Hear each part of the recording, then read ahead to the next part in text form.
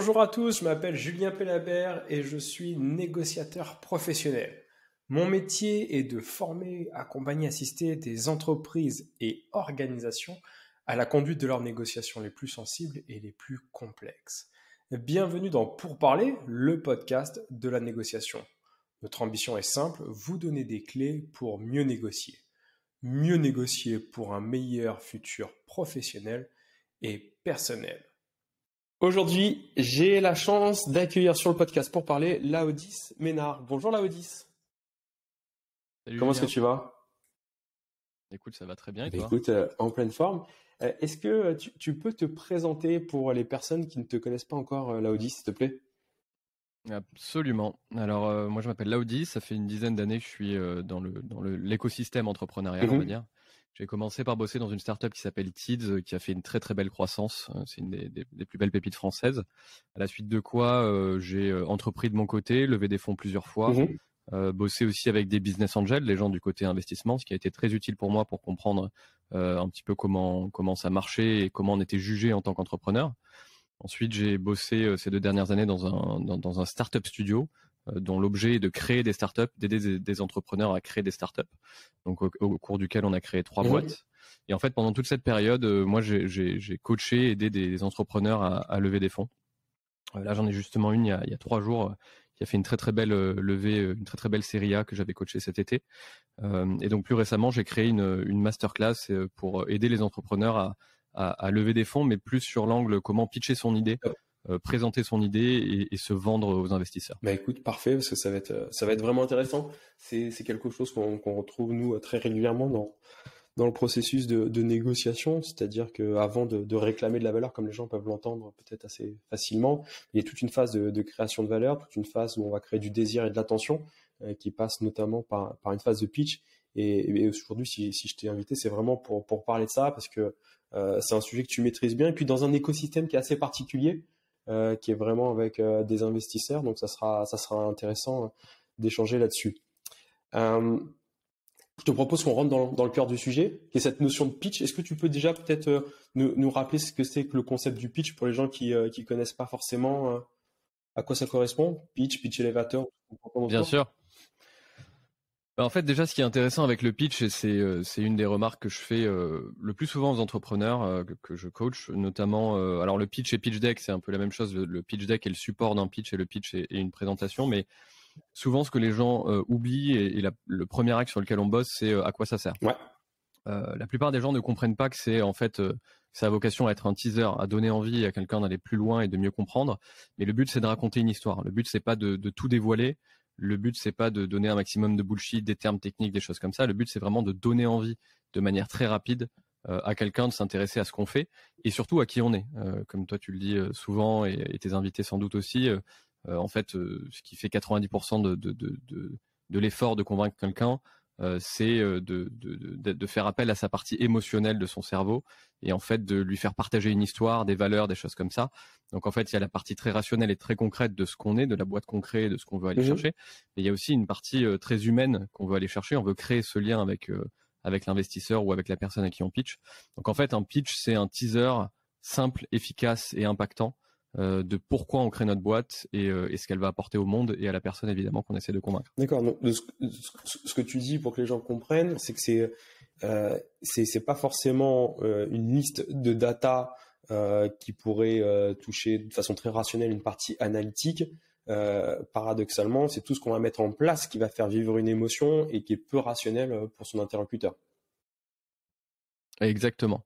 Alors la data c'est hyper important hein, pour le coup c'est pas quelque chose à négliger mais choisir quelle data on va donner, quels chiffres on va donner qui vont dans le sens de notre histoire, ça fait partie de l'exercice et vraiment on peut pas passer à côté sinon on risque de passer pour un robot et en fait une des choses les plus importantes qu'on me demande c'est comment je peux sortir du lot quand je pitch auprès des investisseurs et paradoxalement ces mêmes personnes souvent qui me demandent ça sont des personnes qui ont suivi des templates de comment faire un pitch deck, les 10 slides qu'il faut mettre à la suite, etc. Et ils n'arrivent pas à comprendre la contradiction entre suivre un template de faire un pitch deck ou un pitch Mhm. et sortir du lot, être unique et se démarquer. D'accord. Alors, c'est intéressant ce que tu dis. Ça veut dire que sur cette question comment je sors du lot quand je pitch, si j'entends ta réponse, c'est que déjà on sort pas du lot de prime abord lié par rapport à son expertise métier ou sa technique? Alors ça peut être une des manières par lesquelles on sort du lot. Le problème, c'est quand on fait reposer notre pitch entier sur cet aspect-là. D'accord. Il y a 1000 aspects par lesquels on sort du lot et qu'on s'en rend pas compte. Et effectivement, en plus, il y a une seule. On peut pitcher en tant qu'une seule personne, mais souvent quand on fait une startup, on est des associés. On a une histoire commune, on a des valeurs communes, des choses comme ça, et tout ça, il faut les transmettre. C'est indispensable. Il faut être franc, il faut vraiment transmettre tout l'écosystème autour de notre boîte pure et dure qui est, je sais pas, je vends des voitures, quoi. Je comprends. Ça veut dire, c'est intéressant. C'est-à-dire que ces signaux faibles qui sont le pourquoi on s'est mis ensemble, notre vision, on pourrait se dire que c'est pas forcément si important que ça, parce que c'est pas ça qui va apporter de la valeur à mon client. Ça participe à la création de cette histoire, à cette légende qu'on va mettre en place sur le pitch.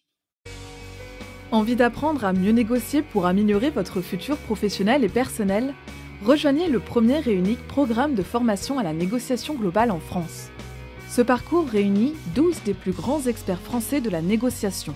Anciens chefs de la cellule de négociation du RAID, du GIGN, enseignants à Harvard, experts en psychologie et détection du mensonge, criminologues, préparateurs mental. Le parcours est certifiant, avec une certification reconnue par l'État et 100% éligible au compte personnel de formation. C'est-à-dire que c'est 0 € de reste à charge pour 99% de nos apprenants. Alors à tout de suite sur négociation-global.com.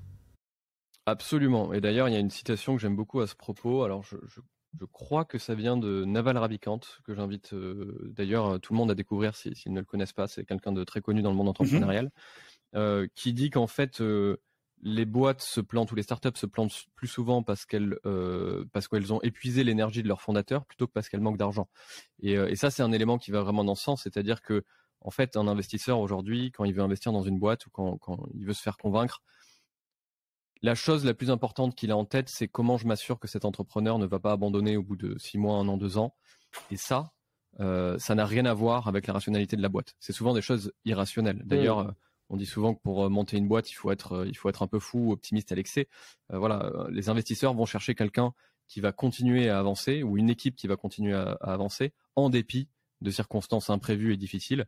Et ça, c'est quelque chose de très émotionnel et plus que matériel ou rationnel. Je suis assez d'accord. Enfin, déjà pour avoir créé l'entreprise là sur laquelle on est, mais pour en avoir créé d'autres avant, ça demande beaucoup d'énergie. C'est-à-dire que j'ai l'habitude de dire, au début, hein, il y a des bonnes semaines et des mauvais mois. C'est vrai que ça demande une énergie quand même considérable que d'essayer d'évangéliser une idée, de la partager et de faire adhérer des gens. Donc, ça fait beaucoup de sens. Et dans ce cas-là, sur cette partie de pitch, est-ce que tu me disais, il y a des gens qui ont des templates de 10 slides, est-ce qu'il y a des méthodologies? Est-ce que toi, tu as créé, je crois, de mémoire, une trame sur sa façon de pitcher? Est-ce qu'il y a des choses à ne pas faire ou des choses à faire? Peut-être commencer par ce qu'il ne faut pas faire, c'est toujours un peu plus simple à comprendre pour le cerveau. Quel est le top 2 ou le top 3 des erreurs à ne pas commettre quand on veut pitcher une idée, que ce soit pour une levée de fonds, pour une création d'entreprise ou pour même un projet où on serait dans une entreprise et on veut parler à son boss d'une idée?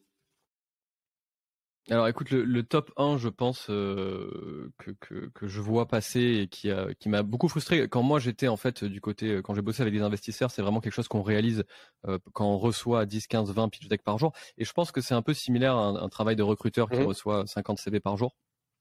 Parce qu'on a très peu de temps. La chose moi qui m'a le plus frustré, c'était de voir vraiment du bullshit, du jargon. J'ai écrit un article d'ailleurs là-dessus, mais en fait répéter blockchain, intelligence artificielle, etc. Ça va pas te rendre hyper sexy, à moins que ce soit vraiment ton cœur de métier, mais ça c'est le cas pour peut-être 1% ou 2% des startups. Dans 95% des autres cas, quand quelqu'un utilise beaucoup de jargon, beaucoup de termes techniques, moi, en tant qu'investisseur ou quand je bossais dans l'investissement, j'avais plus l'impression qu'on essayait de me feinter ou de trouver un moyen détourné de me vendre quelque chose plutôt que d'être honnête. D'accord. Donc le premier truc, c'est éviter absolument le bullshit, utiliser des termes que tout le monde peut comprendre. Il faut qu'on puisse pitcher son idée à un enfant de 8 ans et qu'il le comprenne. C'est Einstein qui disait ça, on comprend pas un concept si on peut pas l'expliquer à un enfant de 8 ans. Ça, c'est intéressant. Ensuite, et c'est intéressant aussi excuse-moi de te couper, Elodie, c'est intéressant aussi pour le cerveau, parce que d'un point de vue archaïque, mais tu le sais mieux que moi, que cette partie reptilienne, en fait, elle a peur de l'inconnu. elle va avoir tendance à vouloir nous protéger. Enfin, la partie reptilienne est liée à notre survie. Et généralement, quand on a un pitch ou un discours qui est trop complexe, le cerveau le voit comme une menace. Et donc va s'en éloigner. Absolument. Donc le fait d'utiliser en plus quelque chose qui soit accessible au plus grand nombre, ça participe à passer cette barrière du reptilien pour accéder dans un second temps au cerveau limbique qui est la partie plutôt émotionnelle et qui va aider à prendre la décision. Ouais, et puis sans vouloir être le mec qui sort des études, hein, mais il y a une étude aux États-Unis qui a démontré que les chercheurs, notamment qui utilisaient le plus de jargon, c'était ceux qui manquaient le plus de confiance en eux. Les gens qui avaient déjà démontré plein de choses, etc., ils avaient aucun problème à utiliser des mots très simples pour expliquer des concepts complexes, alors que ceux qui avaient le plus de choses à se prouver, c'était souvent ceux qui utilisaient des termes les plus complexes et les plus difficiles à lire. Ouais, c'est assez vrai. Pour avoir fait pas mal de rendez-vous dans les entreprises du CAC 40, j'ai l'impression que des fois, quand tu fais des rendez-vous avec du middle management, t'as beaucoup de franglais. C'est beaucoup de discours extrêmement barbares à comprendre avec un jargon très compliqué. Et quand tu fais certains rendez-vous avec des gens qui ont pas besoin de se justifier, qui ont des gros postes à responsabilité, mais la conversation elle a l'air tellement plus simple. Elle en est fluide en fait. C'est intéressant ce que tu viens de dire. Top. Ouais, souvent tu t'en rends compte hein, quand tu parles à des gens très très juniors, ils ont quelque chose à compenser et ils vont pas oser poser des questions, ils vont aller très très loin. Le problème en fait, c'est que quand tu rentres là-dedans, tu peux jouer à ce jeu, c'est un pari. Le problème, c'est que la plupart des investisseurs, c'est des gens qui sont assez malins, et si tu commences à t'embourber dans des sujets d'intelligence artificielle notamment, de choses comme ça, et que tu as quelqu'un en face de toi qui est calé, tu vas vraiment passer un mauvais moment. Et en général, ça te vaccine. Ouais, si tu maîtrises pas ton sujet. Donc première erreur à ne pas faire, c'est utiliser un jargon en fait qu'on sait pas approprier, qui est compliqué pour compenser un manque de confiance ou un manque de légitimité sur son sujet. C'est ça? Ouais, absolument. Une deuxième erreur? La seconde erreur, pour moi, ça serait alors ouais, c'est la deuxième et ça va dans le sens aussi un peu de la méthode. C'est la seconde erreur, c'est ne pas comprendre la personne à qui tu pitches ou à qui tu racontes ton idée. Et ça, bon, c'est pareil dans toutes les situations. Et évidemment, je pense que ça allait dans la négociation, mais en fait, si tu comprends pas les enjeux de la personne en face de toi, tu vas même pas savoir par où commencer. C'est-à-dire que moi, des fois, quand j'aide des gens à faire des pitch decks ou des pitchs, je vois qu'ils ne savent pas quelles idées il faut mettre en avant. D'accord. Parce qu'ils ne comprennent pas les attentes de la personne en face. Donc en fait, c'est souvent pour ça que les gens finissent par aller sur des templates, des choses comme ça. Mais les gens, ils savent pas s'il faut parler du business model, ils savent pas comment il faut en parler, ils savent pas s'il faut parler du marché, ils savent pas ce qui va intéresser, etc. Et donc ça, c'est honnêtement, ça doit être plus d'un tiers de la masterclass que j'ai créée ou de la méthode que j'ai créée. C'est identifier des investisseurs avec des valeurs qui sont communes. Et je dis investisseurs pour mon métier, mais quand on pitch une idée, peu importe, c'est la personne à qui on parle. Identifier des gens qui correspondent à nos valeurs. Créer la relation avec eux bien avant d'ailleurs la levée de fonds dans le cadre d'un entrepreneur. D'accord. Et puis ensuite le comprendre, c'est-à-dire que moi j'invite toute personne qui veut lever des fonds en tant qu'entrepreneur à ne pas lire les livres qui disent comment lever des fonds, mais plutôt à lire les livres qui sont destinés aux investisseurs, comment investir dans une startup ou comment identifier les bonnes startups. Parce qu'en fait, il n'y a que en te mettant dans les baskets de la personne en face de toi que tu vas comprendre ces enjeux. D'accord. Donc moi, j'explique souvent la mécanique d'investissement. Quels sont les choix que fait un investisseur. Les deux côtés. En fait, c'est plus faire preuve d'empathie. Absolument. Ce que tu dis, c'est que techniquement, sur mon pitch, je peux être un peu maladroit. À partir du moment où mon discours fait sens pour mon interlocuteur, mais respecte peut-être pas les canons du pitch, mais fait sens pour mon interlocuteur par rapport à ses attentes, ses valeurs et tout ça, j'ai plus de chances de toucher, c'est ça? Absolument. Et puis d'ailleurs, un investisseur va toujours être beaucoup plus enclin à investir avec quelqu'un qui est franc et honnête et surtout qui a fait l'effort de comprendre ses enjeux, même maladroitement, qu'avec quelqu'un qui est un peu une machine ou un robot d'explication, mais qui clairement sert la même soupe à tout le monde. Évidemment, on est tous humains. Un investisseur, il veut être reconnu en tant qu'humain pour ses compétences, pour ses qualités, pour son appétence à l'entrepreneuriat. Donc c'est ce lien-là qu'il faut créer. Ouais, c'est intéressant. Et tu vois, alors pour pas avoir travaillé sur mon sujet, par exemple sur une levée de fonds par rapport à moi, je me dis, c'est quoi l'intérêt d'un investisseur? Tu vas pitcher juste ta rentabilité, non? Si tu fais ta levée A. Alors déjà, c'est intéressant parce qu'il y a plusieurs raisons pour lesquelles les investisseurs investissent. Et déjà, c'est pas toujours la même. Alors effectivement, il y en a un qui est très commun, c'est pour des questions fiscales. Et ça, en général, je conseille aux gens d'éviter les investisseurs qui n'investissent que pour des raisons fiscales, parce que du coup, ça devient vraiment une raison bateau. Et en fait, choisir un investisseur, c'est un peu comme choisir un associé. C'est une personne qui va accompagner ta startup et tes associés sur le long terme, sur 5, 7, 10 ans. Et il faut que tu prennes des gens qui soient investis dans la réussite de ta boîte. Ensuite, on a évidemment la raison principale qui est la raison financière, qui est un investissement financier, qui est pour faire un retour à 5, 7, 9 ans. Et pour ça, il faut effectivement comprendre les mécanismes financiers. Mais il y en a aussi une autre qui est assez commune, surtout en ce moment, c'est d'avoir un impact. Il y a des investisseurs qui évidemment ont un objectif de ne pas perdre de l'argent, mais aussi qui veulent avoir un impact dans un milieu. Et chaque investisseur a ses propres domaines de prédilection, à ses propres marchés dans lesquels il va investir, mais c'est parce qu'il veut aussi avoir un poids. Il veut pouvoir dire, moi, grâce à mon investissement dans telle boîte, j'ai pu avoir un impact dans le monde de l'éducation, par exemple, parce que c'est un sujet qui me tenait à cœur quand j'étais jeune et je sais pas, j'ai eu du mal à m'intégrer à l'école et au final, aujourd'hui, je rends à la société en investissant dans des startups qui changent. Donc ça, il faut pas le négliger. Absolument, de reconnaissance, d'expérience personnelle aussi. Ah, c'est intéressant, ça. Donc ça, il faut pas le négliger en fait, parce que voilà, ce que je dis souvent, c'est la première étape quand tu vas chercher des investisseurs, tu vas regarder des startups qui sont un peu comme les tiennes et tu vas regarder les gens qui ont investi dedans. Et ensuite, tu vas essayer de comprendre pourquoi ils ont investi dans ces startups. Alors des fois, ça va être juste parce que la startup est une pépite et clairement, elle va faire une belle rentabilité, mais des fois, c'est des parcours de vie de ces investisseurs, et ces gens-là, si tu les contactes en toute honnêteté, même avant d'avoir un produit, même au tout début, en leur pitchant juste une idée, en leur disant écoute, j'ai pensé ça, etc., qu'est-ce que tu en penses, tu vas créer un lien et une personne qui va t'accompagner pendant des mois, des années parfois. Et quand tu vas lever des fonds 1 an, 2 ans plus tard, ça va être la personne qui va être la plus proche de toi et qui va parfois leader ton round. Donc l'idée, un round dans l'investissement, c'est il y a souvent un investisseur ou une investisseuse qui se démarque du lot et qui va en fait être un petit peu dans ton équipe pendant la levée de fonds. C'est-à-dire que ça va être la personne qui met le plus d'argent, mais c'est aussi une personne qui va t'aider à convaincre d'autres investisseurs. En général, exactement. Et en général, débloquer le lead investisseur, c'est une des choses les plus importantes à faire, parce qu'après, ça roule. Déjà, tu as un tampon de crédibilité parce que tu as une personne qui investit beaucoup d'argent, qui est connue dans ce milieu-là et qui fait en fait le mentoring et le marketing à ta place.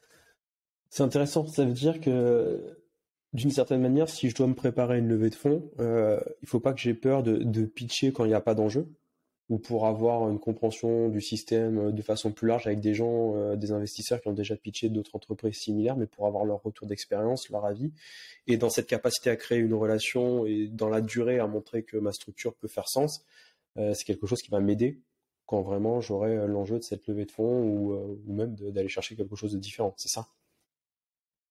Ouais, d'ailleurs, il faut bien comprendre qu'un investisseur, notamment une personne qui investit beaucoup dans un domaine, c'est aussi un expert en fait dans ce domaine-là. C'est quelqu'un qui a investi dans 3 boîtes de la santé, par exemple. C'est quelqu'un qui connaît qui connaît le marché, qui connaît la routine, qui sait les boîtes émergentes. Et ironiquement, c'est souvent les investisseurs qui vont être les meilleures personnes pour challenger tes idées très très tôt dans la vie d'une boîte. C'est les gens qui pourront t'aiguiller en disant écoute, là je pense que cette direction elle est pas idéale parce que ça.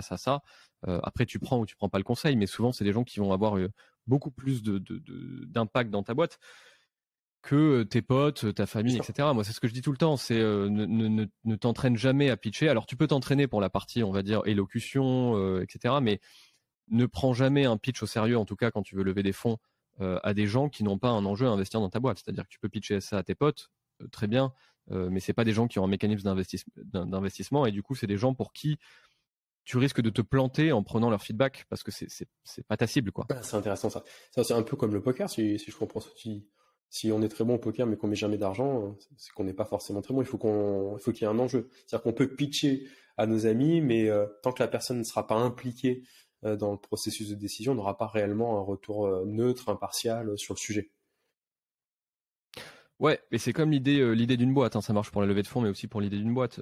Combien de fois j'ai vu des entrepreneurs venir me dire écoute, c'est dingue, mon idée, ça fait 2 ans que je bossais dessus, j'avais investi 50 000 euros de mon argent personnel, tous mes potes et toute ma famille me disaient que c'était un truc génial, Et le jour où j'ai commencé à essayer de la vendre, 0 client. Et je me suis rendu compte que les gens qui étaient dans ma cible de clients n'étaient pas intéressés par ça, ou trouvaient que c'était un effet gadget. Mais du coup, ces personnes-là se sont malheureusement attachées au jugement de personnes qui n'étaient pas dans la cible pour prendre une décision. Et évidemment, en plus, quand on demande à ses potes ou à notre famille, c'est des gens qui sont extrêmement biaisés, qui veulent notre succès, etc. Donc c'est rarement des gens qui vont être très francs. Et alors c'est intéressant parce que de ce que j'entends, dis-moi si tu partages ça, d'une certaine manière, c'est aussi une façon de se déresponsabiliser quand j'entends ça, parce que pour moi, les idées, elles sont pas bonnes ou mauvaises. Dans ce qui fait le succès d'une boîte, et tu me le diras beaucoup mieux que moi, hein, est-ce que tu es d'accord ou pas, c'est plus ta capacité à délivrer. C'est ta capacité à faire un succès de cette idée, à l'implémenter, à la vendre et tout ça.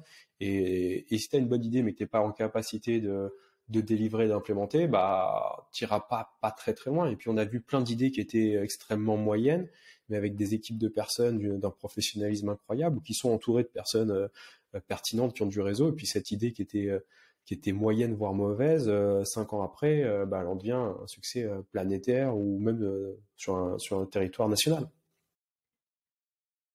Ouais, complètement. Et d'ailleurs, c'est pour ça qu'on dit qu'on n'investit pas dans les idées, mais dans les gens. Une idée, c'est quelque chose qui est évolutif déjà. Souvent, une startup 5 ans après son début, son produit, c'est pas vraiment l'idée qu'elle avait au début. Ça a été sa capacité à réussir à vendre, créer de l'argent et à pas couler en fait, et à évoluer jusqu'au moment où c'est son produit actuel.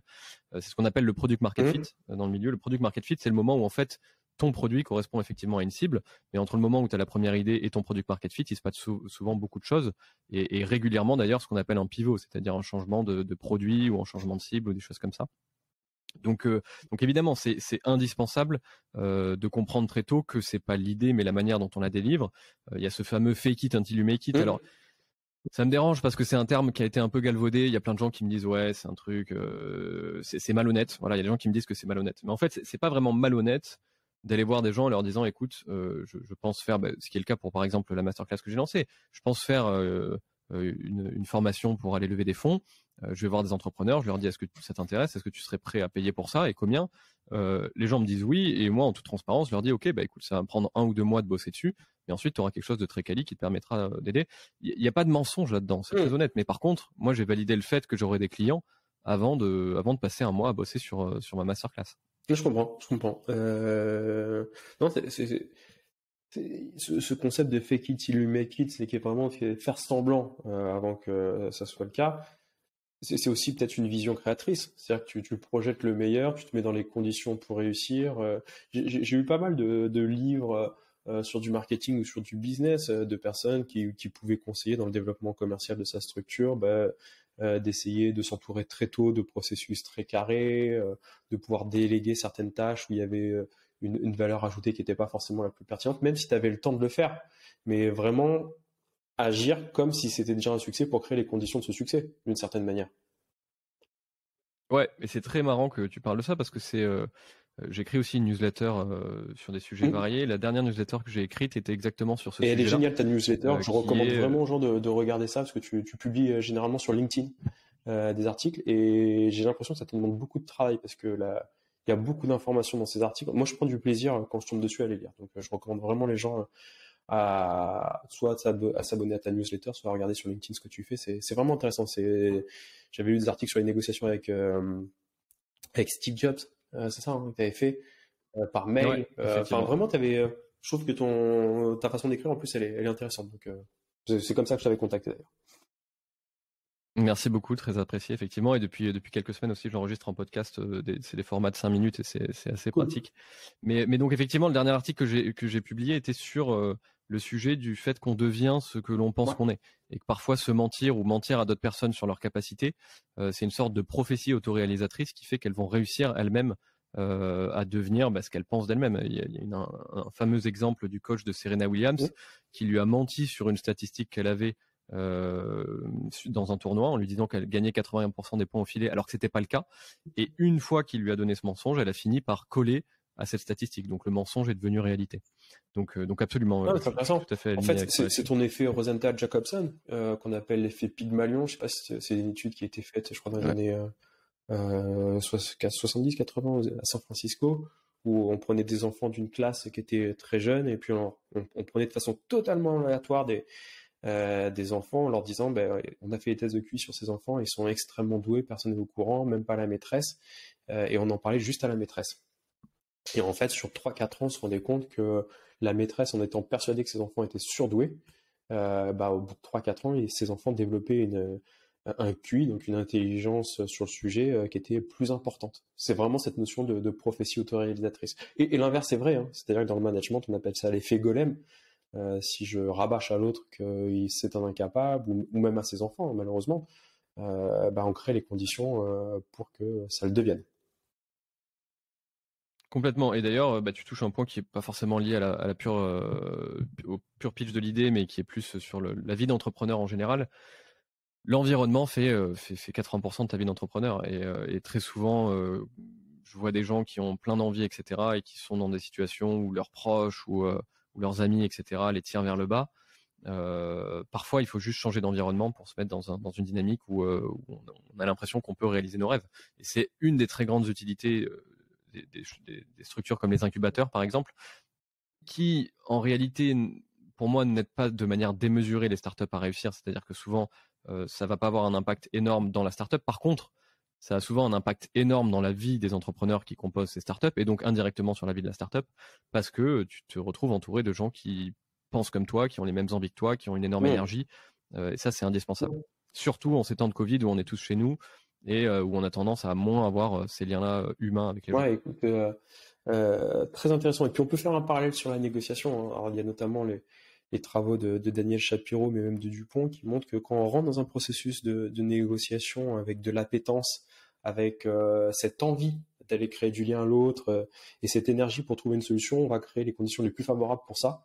Or, si on rentre dans un processus de négociation en étant persuadé que l'autre est un ennemi qui nous veut du mal, que ça va mal se passer, malheureusement, cette prophétie autoréalisatrice va créer un cercle vicieux où ça va être beaucoup plus compliqué d'avoir un accord ou d'avoir un accord qui maximise la situation pour nous. Donc, on voit que ça peut être extrêmement lié sur des cycles de négociation. C'est le cas dans l'investissement d'ailleurs. Quand tu négocies ta levée de fonds, c'est pareil, hein. C'est pas ton ennemi l'investisseur. C'est quelqu'un qui veut trouver des termes qui lui conviennent aussi. Il y a plein de leviers différents et ça évidemment c'est ta spécialité, mais il y a plein de choses sur lesquelles tu peux jouer. Tu peux parler de valorisation, mais tu peux parler des termes de rachat des parts dans quelques années. Tu as plein de choses à négocier là-dedans. Donc ça arrive que des négociations capotent au stade où tout le monde était hyper convaincu et quelqu'un se braque dans l'histoire et c'est un lose à la fin de la journée. Complètement. Donc si on revient sur cette notion de pitch, avant même que tu nous aies partagé peut-être ta façon de travailler le sujet, mais de ce qu'on se dit là, c'est que avant de pitcher, il faut avoir l'état d'esprit et l'envie de partager et de créer du lien à l'autre, de s'intéresser et de le comprendre. Absolument. Ça c'est l'étape 0 de n'importe quel effort, je pense. Mais écoute, ça pour le coup. En tout cas, dans l'écosystème entrepreneurial, c'est quelque chose qui, en général, est respecté. Les gens ont envie. Et c'est une des choses qui leur fait prendre autant de risques. Je pense que ça a été le cas aussi quand tu as créé ta boîte. C'est assez rare de voir des entrepreneurs qui n'ont pas envie parce que sinon, tu resterais confortablement dans ton CDI et tu prendrais des vacances, quoi. J'ai toujours aimé cette vision. Tu sais, j'ai tombé sur une photo de l'entrepreneur, c'est la personne qui saute avec son kit, qui est un avion et qui, en même temps qu'il tombe, construit son avion. C'est vraiment l'image que j'en ai, c'est-à-dire que tu te découvres hein, et tu t'inventes dans ces moments-là parce que tu es incapable de savoir à 6 mois ou 1 an, au départ en tout cas, comment ça va évoluer. Donc c'est une montée d'adrénaline qui est quand même assez incroyable. Et tu connais tes limites aussi, pour le coup. C'est ça qui est intéressant, c'est que tu découvres vraiment tes limites, que tu fais plein de choses quand tu es entrepreneur dont tu ne te pensais pas capable avant. Donc t'en sors forcément grandi. C'est derrière cette zone de confort qui peut être le CDI, mais qui est pas toujours une zone de confort pour les gens d'ailleurs.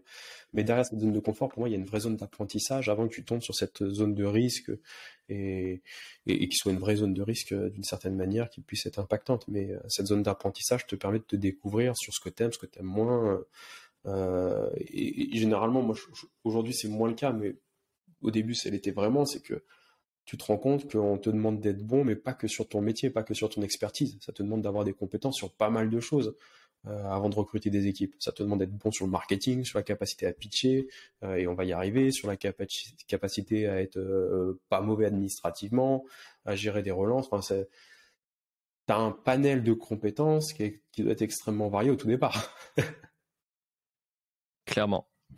Et en même temps, on dit qu'il y a souvent 2 phases, en tout cas quand tu montes une boîte. La première, c'est de recruter des gens qui sont tous des couteaux suisses. Les 5 ou 6 premières personnes de ta boîte, elles doivent à peu près toutes savoir tout faire correctement, on va dire, pour que tu puisses éteindre des incendies un peu dans tous les coins et t'appuyer sur ces gens-là. Et ensuite, à partir de là, on dit qu'il vaut plutôt mieux avoir des spécialistes, des gens qui vont avoir des compétences que ton équipe n'a pas, en fait, tout simplement, parce qu'ils ont fait ça dans des plus grosses boîtes ou dans des endroits très compétitifs. Et voilà, il n'y a que comme ça que ça fonctionne. Ouais, c'est intéressant. Donc, au départ, tu vas chercher des profils qui sont capables vraiment de toucher à tout, même s'ils sont moyen plus, un peu dans tout. Et dès que tu vas te développer, tu vas chercher des expertises très fortes qui vont pouvoir chercher une complémentarité avec d'autres expertises très fortes, mais ou qui sont pas forcément capables de tout faire. Et recruter des gens avec une expertise très forte. Parce qu'en fait, au final, toi, au début, quand tu lances une boîte, vu que tu n'as pas toutes les compétences, tu n'es pas la meilleure personne pour recruter un très bon product manager, une très bonne personne de marketing, etc. Il faut que tu t'identifies la personne qui va être capable de les identifier. Donc, passionnant. Voilà. Si on revient sur cette notion de pitch, quand on a l'idée, quand on a un petit peu avancé sur sa réflexion, toi, qu'est-ce que tu préconises dans ton travail en termes de méthodologie, quelle étape à respecter, qu'est-ce qu'il faut mettre en place pour que ce pitch impacte et puisse in fine créer du désir et de l'attention. Donc désir soit une capacité de récompense, soit attention, on se dit j'ai envie d'éviter de perdre ça. J'ai l'impression que c'est une vraie occasion pour derrière, sur ton secteur, in fine, aller chercher une levée de fonds ou autre si affinité. Bah écoute, moi je considère, alors une fois que tu as bien compris la personne en face de toi, je considère qu'en gros il reste à peu près 3 étapes pour délivrer un bon pitch. La première, c'est de créer, raconter une histoire. Celle-ci, en tout cas dans ton travail en amont, il faut qu'elle soit exhaustive. Mais c'est là où tu vas sortir du lot en fait. C'est ton histoire à toi, l'histoire de ta boîte, le pourquoi tu as créé ta boîte, pourquoi tu es la bonne personne pour l'amener au plus haut. Pourquoi toi et tes associés évidemment sont les bonnes personnes. Effectivement, moi il y a un concept que j'aime beaucoup, c'est celui du monomythe de Joseph Campbell, qui raconte un petit peu que toutes les histoires, tous les mythes, toutes les légendes depuis la naissance de l'humanité obéissent un peu à un même cycle avec un personnage, un héros, ce qu'on appelle le héros, qui rencontre des archétypes, donc il y a des antagonistes, il y a des alliés, il y a des mentors, des choses comme ça, qui va rencontrer des difficultés ou qui va avoir en tout cas un objectif, et sur le chemin de la réalisation de cet objectif va rencontrer des difficultés, les surmonter pour pouvoir finir et revenir à un état de base dans lequel il va avoir des nouveaux objectifs, etc. Donc ce cycle est hyper intéressant parce que pour moi, il s'applique à tout le monde. Un entrepreneur, quand il monte une boîte, il a des associés, donc c'est ses alliés, il a des antagonistes, c'est ses concurrents, il a des gens à convaincre, il a des difficultés, donc ça, c'est les abysses. Et en fait, dans ce fameux monomythe des légendes, on se rend compte que les gens s'attachent beaucoup à quelqu'un quand on comprend son écosystème, son environnement, qui sont ses alliés, qui sont ses antagonistes, les personnages qu'il rencontre, mais aussi quand on se rend compte qu'il va aller dans les abysses des difficultés et en ressortir grandi, ce qu'on appelle la résilience dans l'entrepreneuriat. Et tout ça, c'est des choses qu'il faut absolument arriver à illustrer dans une histoire. Pourquoi nous, plus qu'un autre, on est là aujourd'hui à pitcher notre idée, alors qu'il y a 2 ans, je vais dire une connerie, mais on comprenait rien à cette idée, ou alors notre associé, il voulait pas quitter son taf et on a réussi à le convaincre, et finalement, on s'est retrouvé à galérer, à pas signer de contrat, on a mangé des pâtes pendant 6 mois, et aujourd'hui, on a enfin trouvé des clients, et il est l'heure pour nous d'aller lever des fonds. C'est cette histoire qu'il faut vraiment transmettre, c'est la sueur qu'il faut transmettre. Donc, pour moi, la première étape, alors, c'est pas nécessaire forcément d'avoir une traversée du désert, mais en tout cas, si on l'a eu, il faut savoir l'exprimer. Et en tout cas, il faut exprimer à la personne en face pourquoi on est une personne qui va surmonter, qui est capable de surmonter autant de difficultés.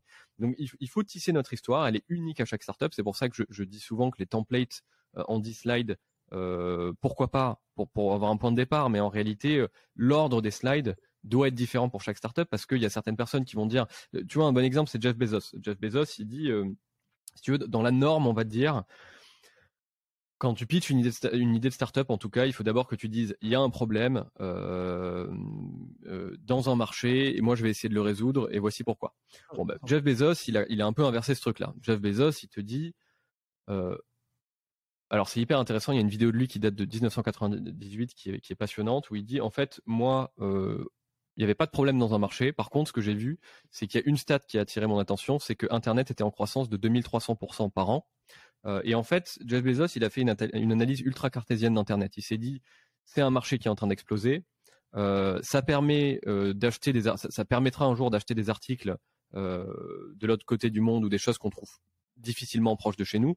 Qu'est-ce qui est le plus difficile à trouver en grande quantité? C'est les livres, parce que les livres, il y a tellement de livres différents que même quand tu vas à la plus grande bibliothèque de New York, t'as même pas 3 ou 5% des livres disponibles dans le monde. Donc en fait, lui, il a fait une vraie analyse de marché. Donc en fait, son pitch à Jeff Bezos, c'est pas du tout problème-solution, c'est opportunité marché monstrueuse, analyse cartésienne du business le plus lucratif là-dedans. Personne qu'il est lui, parce que c'était quelqu'un qui, à 30 ans, au moment où il a monté Amazon, était déjà directeur d'un fonds d'investissement. Enfin, il gagnait, je crois, il gagnait plus de 500 000 euros par an. Enfin, il avait une position monstrueuse qu'il a quitté. Il a tout risqué pour son taf. Donc, en fait, si tu veux, le storytelling, il est génial dans ce sens-là. Mais s'il avait juste suivi un template, ça marche pas. À l'époque, tout le monde, alors il le dit lui-même, hein, il dit que les gens ne savaient même pas ce que c'était Internet au moment où il a commencé à aller lever des fonds. Donc, s'il avait juste dit, il y a un problème, c'est que les gens n'arrivent pas à trouver des livres, déjà on lui aurait dit, mais de quoi tu parles en fait, on s'en fout, c'est pas un vrai problème, tu vois. Dans le pitch, il faut pas forcément se concentrer sur un problème, mais que là, par rapport à ta vision de Bezos, c'est une volonté d'anticiper le besoin. C'est une vision. Alors dans son cas, lui, mais en fait chaque startup a sa vision et chaque startup ou chaque équipe a ses raisons de créer son produit et il faut identifier laquelle. Il faut pas juste suivre des templates. Il faut se dire bon ben voilà, nous ce qui nous a drivé ça. Moi j'ai un pote qui lance une boîte sur des paris sportifs dans le tennis. Il le lance avec son meilleur ami. Ils se sont rencontrés au tennis quand ils avaient 3 ans et ça fait ils ont 33 je crois, ça fait 30 ans qui rêvent de monter une boîte ensemble. Bon, ça c'est trop beau pour ne pas être mentionné. Ils vont pas commencer leur pitch en disant il y a un problème, etc. Ils vont commencer leur pitch en disant on est une équipe qui se connaît depuis 30 ans, on est meilleurs potes depuis 30 ans, on a toujours rêvé de faire ce business et on s'est rendu compte que dans notre milieu d'expertise, on est capable de résoudre un problème que peu de gens sont capables de résoudre. Et ça vend bien. Ouais, ok, très bien. Donc là, tu es vraiment sur la partie de créer, raconter une histoire, et j'ai l'impression que dans la façon dont tu l'as exprimé, peut-être que je l'ai mal compris, tu mets déjà en avant une histoire de personne avec les difficultés, les succès, enfin tout ce qui s'est passé sur la construction de l'équipe ou de la personne, et après, dans un second temps, une histoire de produit, de solution. Mais ça arrive plus tardivement, de ce que j'ai entendu, c'est ça ? Ouais, dans la grande majorité des cas, on va investir sur des personnes. Donc en fait, c'est ça le centre de ton pitch. Il y a des cas où en fait, t'es pas quelqu'un d'ultra pertinent. Prenons un Mark Zuckerberg par exemple qui lance Facebook. Bon, lui en l'occurrence, on s'en fout. C'est un étudiant de Harvard qui développe. Ouais. Voilà. Donc quand il allait lever des fonds, Zuckerberg, en tout cas au tout début, il peut difficilement dire je suis la bonne personne pour faire une boîte qui vaudra un jour 100 milliards. Par contre, lui, en revanche, ce qu'il avait, c'était des chiffres monstrueux. Il disait, voilà, moi, on parle de la viralité dans les réseaux sociaux et sur Internet. Moi, j'ai un niveau de bouche à oreille où chaque personne qui installe Facebook fait installer 2 ou 3 autres personnes, ce qui était inédit. Donc, il arrive avec un argument fort. Mais c'est sa propre histoire à lui. Lui, sa propre histoire, c'est moi, je suis juste un nerd qui code dans ma chambre d'étudiant. J'ai testé un produit et ce produit-là va être monstrueux. Donc, un Zuckerberg, au début, va pitcher dans le produit. Mais la grande erreur, c'est de ne pas comprendre dans la startup que tu es en train de pitcher, quel est ton angle. Et c'est ça vraiment que j'incite les gens à faire. C'est quoi qui fait sortir les choses du lot. Voilà, ça peut être le produit, ça peut être ton marché, ça peut être ton équipe, ça peut être plein de choses. Ça peut être tes concurrents.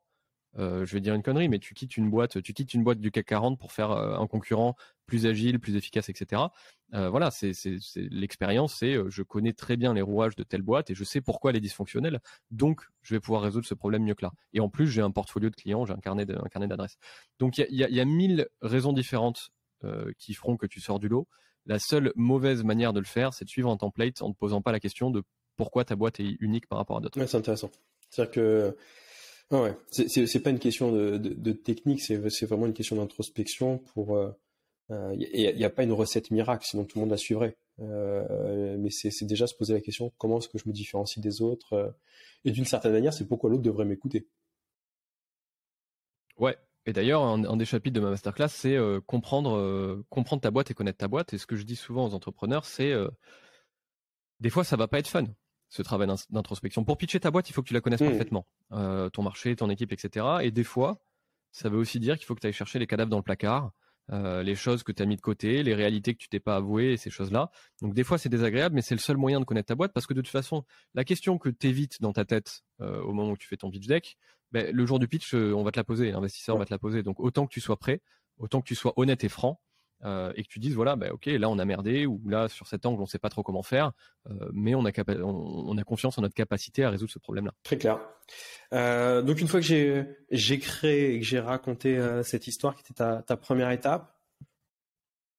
Ouais, ensuite faut faire le processus un peu inverse, c'est-à-dire t'as créé ce qu'on appelle un ourson avec plein de choses, plein d'éléments, etc. Et ensuite il faut que tu synthétises et que t'épures le pitch à mort. Et ça veut dire virer 80% de ce que tu viens de créer. Donc, dans la première étape, tu écris tous les éléments. En tout cas, quand tu veux créer ton histoire, il faut que tu mettes tout sur le papier. Tes éléments, tes chiffres, tout ce que tu as raconté. Et ensuite, tu vires 80 ou 90% du superflu parce que, comme je disais tout à l'heure, un investisseur ou une personne à qui tu pitches ton idée, ça peut être un client par ailleurs ou un prospect, il a 100 emails dans sa boîte à répondre aujourd'hui, il a 15 réunions aujourd'hui encore, donc en fait il a 3 minutes d'attention pour toi, et dans ces 3 minutes il faut que tu sois bon, donc il faut que tu sois le plus impactant possible, et le plus impactant ça veut dire identifier les choses qui sont vraiment très pertinente. Et encore une fois, plus tu connais la personne, plus tu as fait l'étape en amont de connaître la personne, de créer la relation, plus tu sais ce qui est important pour lui. Si tu connais l'investisseur depuis 2 ans, il t'aura sans doute même lui-même dit reviens me voir le jour où ta rétention a dépassé 20%. Donc en fait, le jour où tu vas le recontacter, tu vas lui dire écoute, tu vois, deal. Donc c'est souvent choisir les quelques éléments très très pertinents dans l'histoire et virer 80% du superflu. Donc c'est pas voilà, évident, ça, hein. C'est ce que disait Da Vinci. Les gens ont toujours l'impression que c'est facile. Enfin, moi, je fais un petit parallèle, tu vois, avec mon TEDx. J'ai fait un TEDx et j'ai été accompagné par un coach qui connaissait rien à mon sujet. Et je crois que j'ai eu plusieurs coachs, mais celui qui m'a le plus accompagné était une personne qui connaissait rien à la négociation. C'était ma plus grosse aide. Parce en fait, j'avais l'impression de faire mon TEDx indirectement pour des pairs, PAIRE. Et donc d'avoir un discours qui était, je pense, trop compliqué, trop complexe, ou de vouloir aborder trop de choses, tu sais, pour faire bien, ou parce que certaines choses me semblaient être évidentes et de pas rentrer en détail. Et le fait d'avoir un regard totalement extérieur, et c'est vraiment ce qu'on a fait pour le TED, hein, c'est-à-dire qu'il a été épuré à 80%. Pour rester sur une idée la plus simple possible, c'est éviter de chercher le compromis, parce que c'est pas la bonne idée, parce que c'est pas la meilleure idée, c'est une solution à la disposition, mais c'est pas une fin en soi. Et puis on l'a argumenté avec 3 axes. Est-ce que ça participe au succès, je sais pas dire du succès du TED, mais je crois qu'on a dépassé les 800 ou 900 000 vues, mais c'était un vrai travail. Et c'est dur parce qu'à chaque fois, tu as l'impression de t'amputer d'un bras. Tu te dis non mais ça c'est vraiment important. Et j'ai l'impression que si t'as pas ce regard extérieur, c'est très dur. Je suis assez d'accord avec toi pour le coup. Je pense qu'avoir un regard extérieur c'est toujours très important et d'ailleurs ça nous amène à la dernière étape. Super. Je reviendrai à celle d'avant, mais la dernière étape en fait c'est l'itération et c'est souvent ce que les gens oublient, c'est qu'en fait quand tu fais alors pour l'exemple d'une levée de fonds, une levée de fonds ça dure 6 mois. Tu vas peut-être parler à 50, 100 investisseurs. Si ton deck c'est le même entre ton premier pitch et le dernier pitch, c'est que tu n'as rien compris.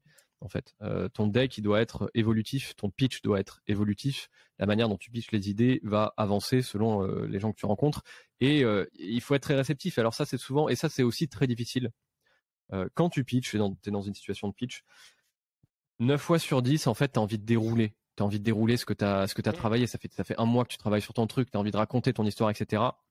Et tu peux avoir des gens qui vont te poser des questions soit qui n'ont rien à voir ou qui vont insister sur un point qui t'importe pas à toi et tu vas pas comprendre. Et ça, c'est vraiment un truc sur lequel je mets en garde.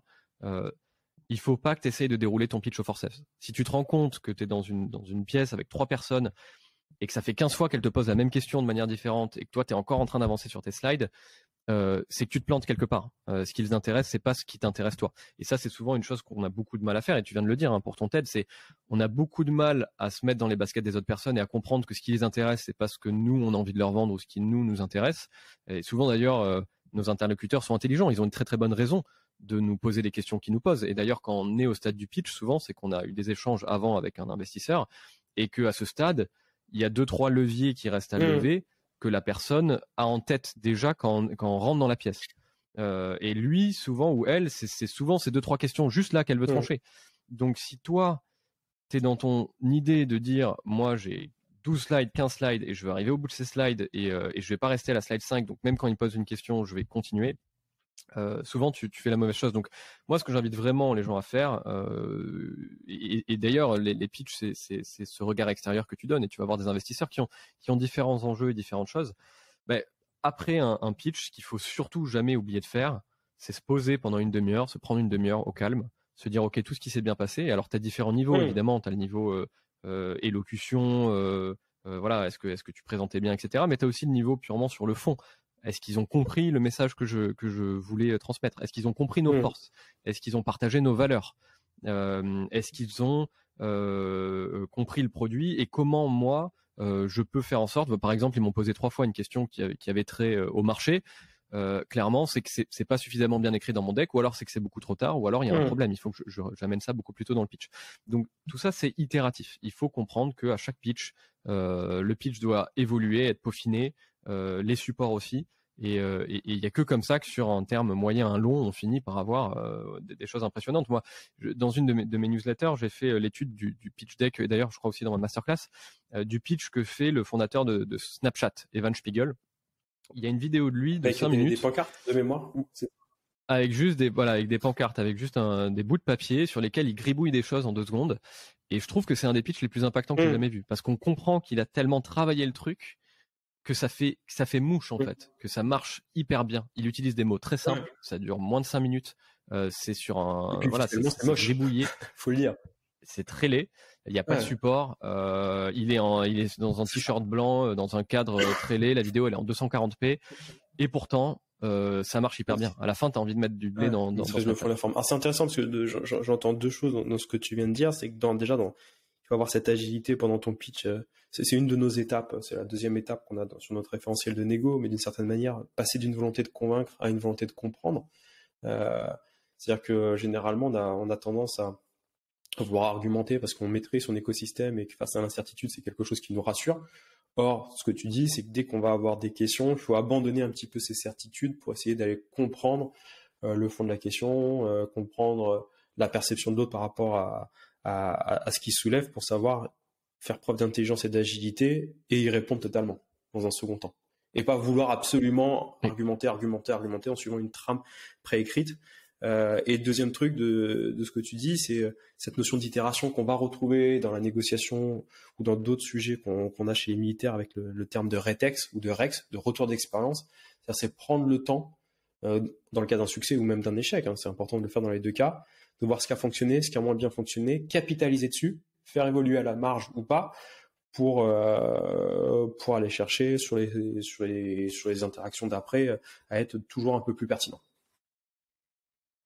Absolument. Et ce que tu dis, on en revient toujours encore une fois sur ton premier point, sur l'émotionnel, quoi. C'est-à-dire qu'à la fin de la journée, il faut comprendre ce qui motive dans le fond les personnes en face. Et tant qu'on n'a pas compris ça, et tant qu'on essaye de déployer du rationnel, du cartésien, etc. Alors après, tu peux avoir des gens qui lèvent des fonds avec une seule data. C'est-à-dire, j'en reviens à Facebook, mais si tu veux, leur statistique de viralité était tellement incroyable que pas un seul investisseur rationnel n'aurait passé ce deal. Mais ça n'empêche que c'est le cas pour une startup sur 10 000, et que pour les autres, ce qu'il faut montrer, c'est que tu vas être bon sur le long terme et que tu comprends les personnes en face de toi. Et encore une fois, ce qu'il faut comprendre, c'est qu'en fait, quand tu lèves des fonds, notamment dans le milieu entrepreneurial, ces gens-là, tu vas les côtoyer pendant des années. Tous les mois ou 2 fois par mois, tu vas faire un call avec eux, un board meeting, dans lesquels tu vas challenger des choses, etc. Et ça sert à rien de se mentir, en fait. Ça sert à rien de mettre un masque quand on leur pitch, parce qu'en fait, après, pendant 10 ans, tu vas devoir les supporter. Donc, en fait, si tu dis aux gens ce qu'ils veulent entendre, sans être franc, sans être honnête sur tes problèmes, sans être honnête sans avoir l'impression que tu peux créer une conversation et que tu as vraiment juste en face des robots de rentabilité, on en entend des histoires, des gens qui... Ça arrive très souvent qu'au bout de 2 ou 3 tours de table, après 4-5 ans, tu as des entrepreneurs qui sont désespérés de comment je vais virer des investisseurs de mon board d'investisseurs, parce que je les supporte plus, parce qu'ils me comprennent plus, parce que voilà. Et ça vient souvent de quelque chose qui a été ignoré quelques années plus tôt, qui était juste de se dire, cette personne m'offre du blé, je l'aime pas trop, ça colle pas trop, mais je vais le prendre. Et ça, souvent, c'est une conséquence qui a des vraies conséquences à long terme. Intéressant. C'est-à-dire que même quand tu fais ta levée de fonds, il faut pas penser court terme. Il faut vraiment se dire que cette notion Nous, de négociation, on parle d'infinite gain, pour reprendre l'expression de Simon Sinek, mais c'est-à-dire que les gens qui ont investi, il faut bien s'entourer, il faut pas avoir peut-être rendu la mariée plus belle qu'elle ne l'était, parce que sinon, à terme, ça va nous impacter et sur notre énergie et notre motivation de pas être au rendez-vous qu'on aurait pu promettre à d'autres personnes. Donc réussir à vendre une vision peut-être qui donne envie, mais sans toutefois omettre une partie de vérité ou sans aller sur une vision qui n'est pas faisable ou réalisable. Exactement. Et d'ailleurs, ça existe même d'un point de vue, d'un pur mécanisme financier. Ça arrive des fois que ce soit pas une question de relationnel, mais purement financière, où tu vas survaloriser ta boîte dans les premiers tours de table.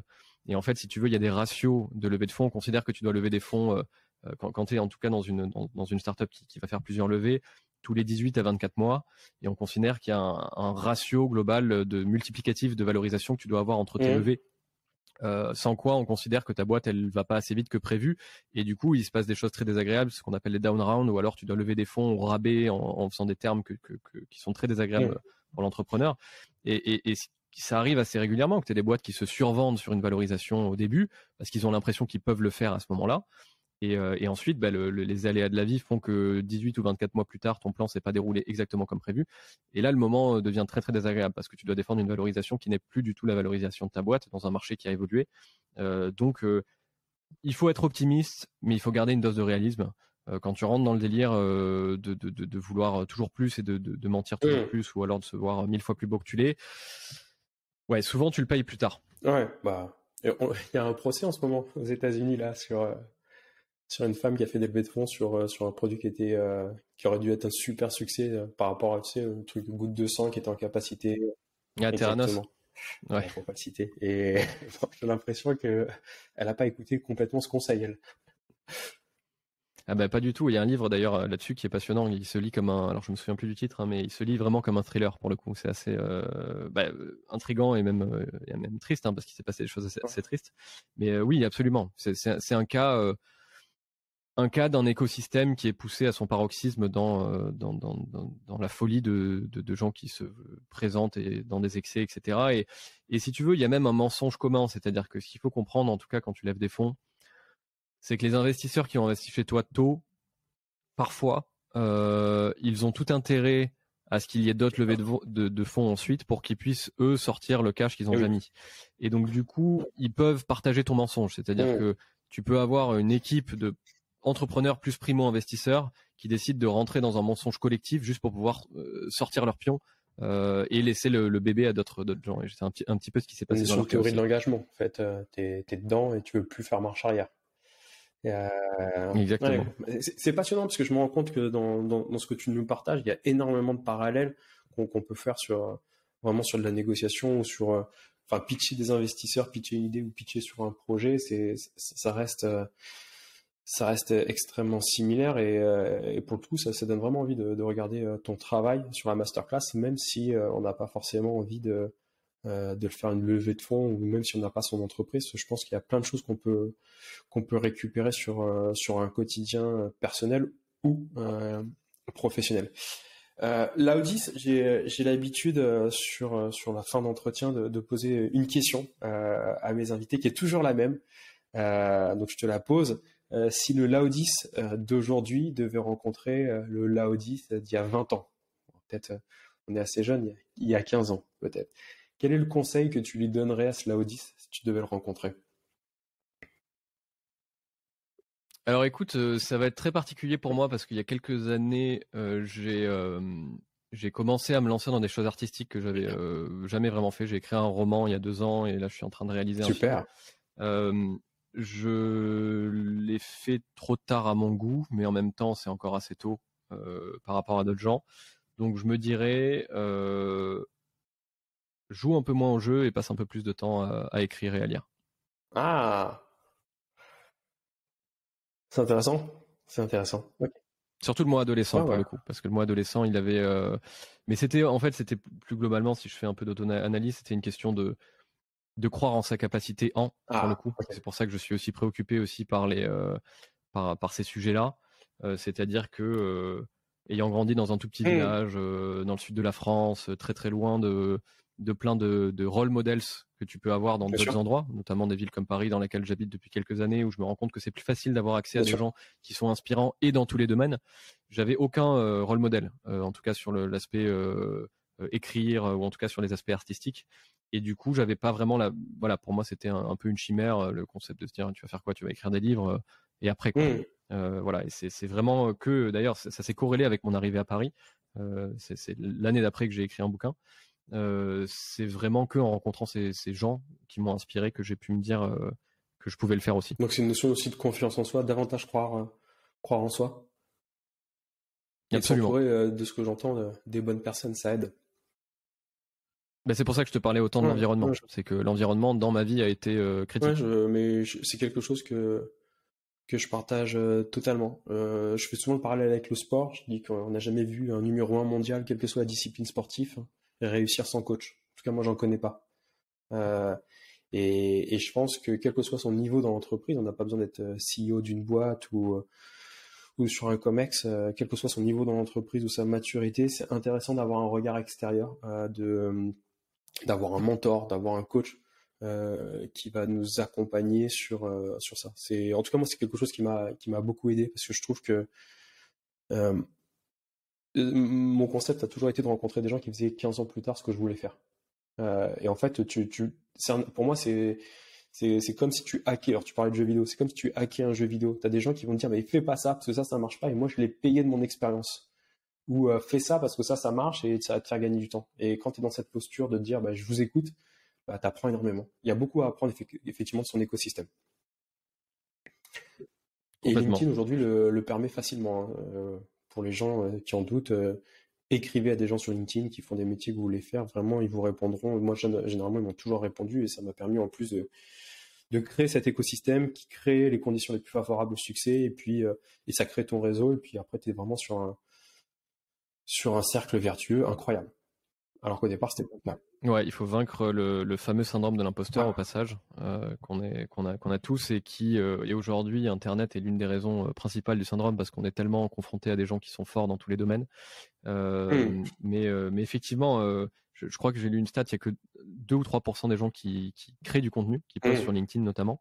Il faut faire partie de ces gens-là si on veut avancer. Et on a tous, je pense, quelque chose à apporter aux autres. Il faut juste trouver les bonnes personnes, donc ne pas avoir peur. On a tous une intersection de compétences. Ça c'est joliment dit. Écoute, j'ai plus rien à dire après ça.